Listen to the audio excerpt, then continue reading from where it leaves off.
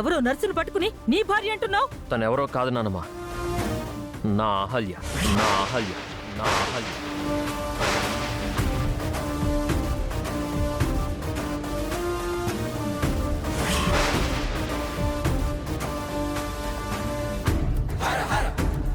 నేను తాళి కట్టిన నా భార్య,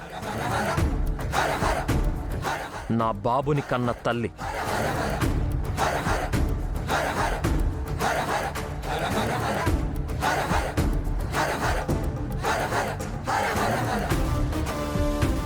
ఏంట్రా నువ్వనేది?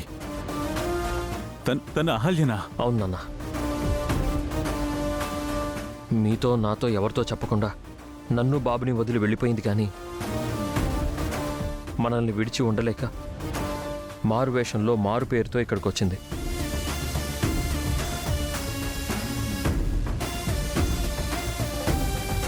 మనల్ని అందరినీ వదిలి తను ఎందుకు వెళ్ళిపోయిందో కారణం తెలియకపోయినా తన మనసంతా ఇక్కడే ఉంది నాన్న.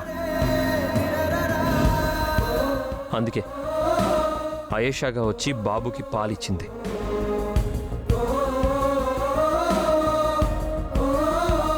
నర్సుగా వచ్చి వాడి జ్వరాన్ని పోగొట్టింది.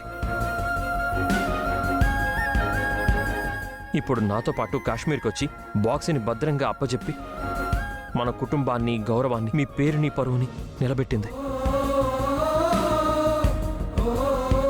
ఆప్రా, దీని గురించి గొప్పలు చెప్పింది చాలు.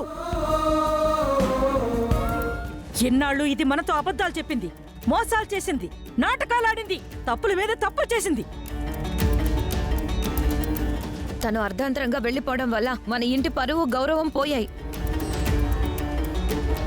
పలానా వాళ్ళ ఇంటి కోడలు వెళ్లిపోయిందేంటా అని అందరూ చెవులు కొరుక్కున్నారు. తన వల్ల ఇప్పటికీ వీధిలో తలెత్తుకోలేకపోతున్నాం కదా బామ్మర్ది. చేయకూడని తప్పు చేసింది తను. అవును, దీనికి ఇంట్లో స్థానం లేదు.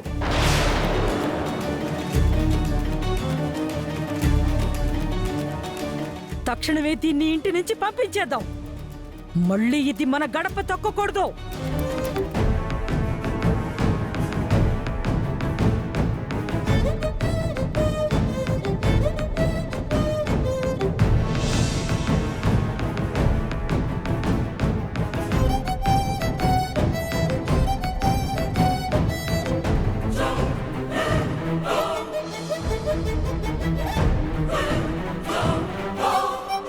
నేను చేసింది తప్పైతే నన్ను క్షమించండి సార్. కానీ నన్ను ఈ ఇంట్లో నుంచి పంపించి శిక్షించకండి. నా బాబుకి దూరంగా నేను ఉండలేను. పాపవే నీ నంగనాచి నాటకాలు. బిడ్డను వదిలి ఉండలేని దానివి ఎందుకు వెళ్ళిపోయావే? మా పరువు తీయడానికా? నా ముని మనోడికి ఏమైనా అయ్యి ఉంటే ఈ వంశం ఏమై ఉండేది?